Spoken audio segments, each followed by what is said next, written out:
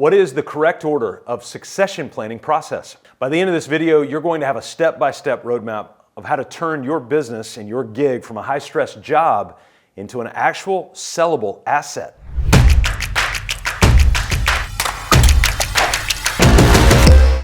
Hey, what's your business really worth? Honestly, most owners overvalue their business because it's their baby. Building a valuable business and a sellable asset, it's not magic. It's actually about a 5-step process, and I'm going to walk you through it right now. First thing we need to identify is what is succession planning? This word, succession planning.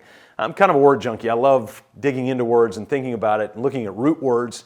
And when you look at the word succession planning, one of the easiest ways to remember this is the word success is actually built into the word. And so when we think about that, what makes a business valuable long-term and what makes it successful? Its ability for other people to be able to do the work and not just you, the owner, to be able to do that work. So when we think about succession planning, it actually captures a lot of different thoughts. It could be transition planning, it could be exit planning, it could be selling the business. However it's going to transition, that's usually probably a better word to actually think about as this idea of transitioning. It could transition to family, could transition to employees, could transition to a strategic buyer. There's a variety of different things. But I want you to remember this. If you don't have a succession plan, you actually do.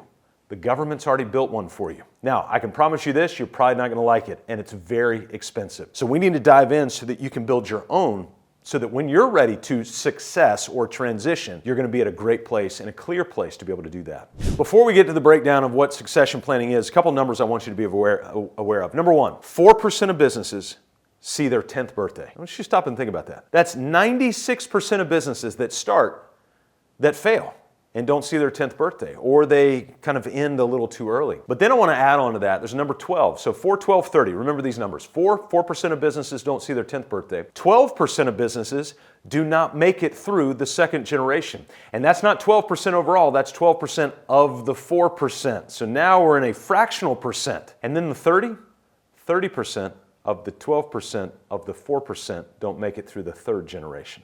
Why? Business is really hard. And not only that, but motivating people and giving great clarity is really hard as well. What I want to do for you right now is I want to set up for you to be able to succeed well, to transition well.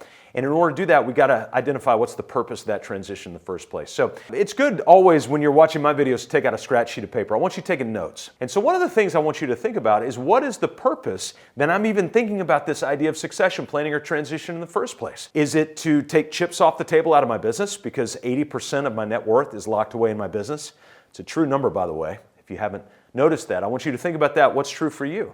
How much of your net worth is in the value of your business? In fact, how valuable is your business? How do we even find out the valuation of your business? So I've got another video that you can link to that will actually walk you through a little overview of how to garner a simple valuation for your business. It's not a professional one. It's not a stamped valuation. You'll still probably need one of those if you go to sell your business, but at least it'll give you a little overview. There's another number I want you to remember. I gave you the 4, 12, 30. I also want you to remember the number 80. And that is 80% of your net worth is locked away in your business. But even more important than that, 80% of the value of your business, think about how it's valued now, say it's $1 million, $10 million, whatever, 80% of that value is based on the systems and processes that are articulated. If they're in your head, there is not much value. If they're out and documented, now we've got value, especially if they're trained and you have the right people. So in thinking about your purpose, do you want to cash out, take chips off the table? Do you want to empower your family in order for them to be able to grow? Do you want to be able to sell it out to the market so you can get some chips off that way? Once you've got that purpose, then we can dive into the 5 stages on how to actually build succession planning for you. I want you to understand how business is valued also. So there's asset value, then there's business value, and then there's brand value. Now, if you're a business that we typically work with between 3 and 100 employees, the brand value is going to be far less. If you're a big brand, big national or global brand, that's got real value associated with it. But if you're a local retailer, or a home builder, or a contractor, or maybe even work around the country, but it's sort of regional, brand is usually not that big of a deal from a value asset. Again, you need to talk to a valuation specialist to fully understand brand value. What I want to focus on is more of the asset value of the business. Now with that asset value, you could also have real estate value and equipment value and those sorts of things. So when we're talking about asset value, I'm talking about the actual business. Think about a laundromat. You got the laundromat and there's the machines and there's the change machines and all of that. That's the business, but then the laundromat sits within a building. That's the real estate. And so even those are separate. Sometimes a business sale will be the business and the real estate. Sometimes it'll just be the business itself with the assets of that thing. So you have to think through each one of those. And when you're thinking about succession planning, one of the common questions you will be asked is, does your business, is it just the sale of your business, or is it the sale of your business with a list of assets, like tangible hard assets that you're looking at? So you need to be aware that when a business is valued, it's valued at different layers. So think of it like a CAB, the little acronym CAB. So the cash flow value, the asset value, or the brand value. That's the easy way to be able to look at how to value a business. So when we're thinking about your business value, obviously we want to be able to grow, because when a business is valued, when you're looking at succession planning, we've got to understand what that value is. And if you're the owner, you want to go, how do I increase the value of that business? Well, the first thing we've got to do is we've got to identify what the value actually is. And identification, very simple calculation to be able to think through, is EBITDA. If you've not heard of that term, look it up, EBITDA. It stands for earnings before interest, tax, depreciation, and amortization. The simple way to put it is kind of your net income on the bottom line in the P&L, but your CPA usually has to come do add backs and adjustments. Why? Well, you bought a car through the business, or you might have gone on a trip and created as a business expense because you did a little business while you're on the trip. Well, all that needs to really be added back. Many times it's actually to your value. It'll increase your net income around that. So that's usually what EBITDA is. And then EBITDA multiplied by what the industry calls a multiple. It could be a multiple of 1, 1.5, 3, 15, 20. It depends on your industry. And here's what you need to understand. You don't really get to choose it. The industry chooses it, but you can influence it. And there are certain ways that you can influence it. How do we do that? By the processes that are documented. So if it's out of your head, on paper, recording, where other people can get it, and that is being trained on a regular basis, it's going to necessarily increase the value of your business. Here's the question: can the business run without you? The more the business can run and grow with or without you, the more valuable the business is to the people who are going to be taking it over. So the first thing we got to do is identify it. A quick identification is to look at EBITDA times a multiple, and there's multiple industry reports that you can pull to be able to look at that. Valuation specialists are your best result for that. But there are some simple ways that you can just kind of get a ballpark value when you're looking at EBITDA times a multiple. The second thing we need to do is not grow the value of the business, believe it or not, but we need to protect the value of the business. So we just identified what that value is when we're thinking through succession, but now we need to protect that value. What does that mean? Well, if we build this big, great boat, but it's got holes in it, it's just going to sink no matter how big the boat is. So we need to plug those holes. That's with things like insurance, estate planning, business law, all of these sorts of things. If you have not met with advisors around those things, that is a next step for you. So you've got to protect this asset. See, you could double your revenue, but you got holes in the boat. The boat's going to sink. What I would rather you do is keep your revenue the same and spend time plugging those holes. Then we can start to build on top to increase that value, because nothing destroys value like an unprotected business. So you need to meet with your insurance advisor. You need to meet with your estate planning attorney. You need to meet with your business law and contract attorney and start writing these things down so that you have clarity and they have clarity on how to protect the business that you're building. The third stage, the most popular stage when we look at the value of a business and creating a proper succession plan, and that's actually growing the value of that business. How do we do that?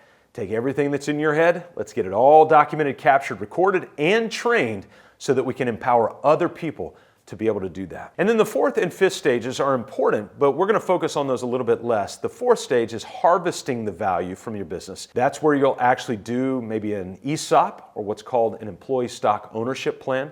You might sell a piece of it to a strategic buyer. You might sell some of it to employees. You're trying to find ways to take chips off the table without selling 100% of it. Or you might harvest 100% of the value of your business.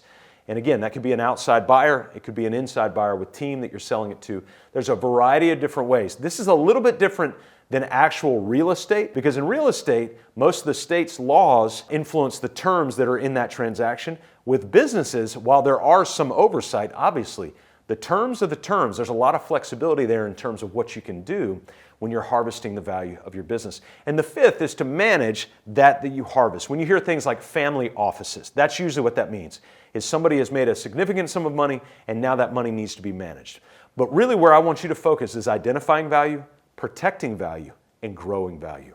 So you might be stuck at the identification of value and go, Scott, you gave me that calculation, but I still don't fully understand. I want to be very upfront with you, because we actually do some valuation work with people to give them ballpark valuations. And there are 3 scorecards that the Exit Planning Institute recommends: a personal readiness, business readiness, and business attractiveness. Personal readiness is, are you ready?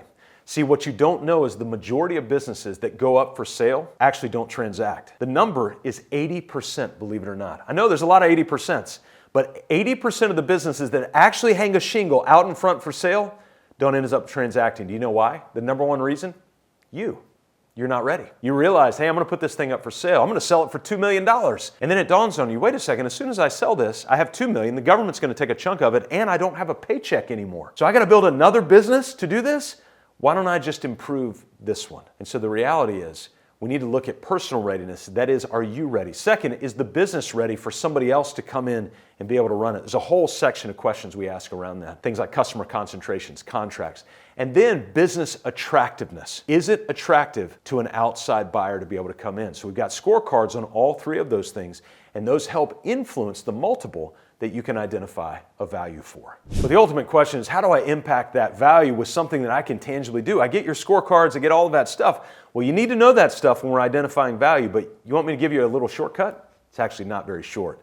It's going to require some work. Number one, I want you to write down your vision. I've got another great video talking about powerful vision story and strategic planning. I want you to go watch that video. It'll walk you through 7 categories so that you can create clarity, which will set you up to generate incredible value for your business so you have a successful succession plan. My name is Scott Beebe. We work with business owners just like you, between 3 and 100 employees, to build their purpose, people, process, and profit. Why? So you can be liberated from chaos to make time for what matters most.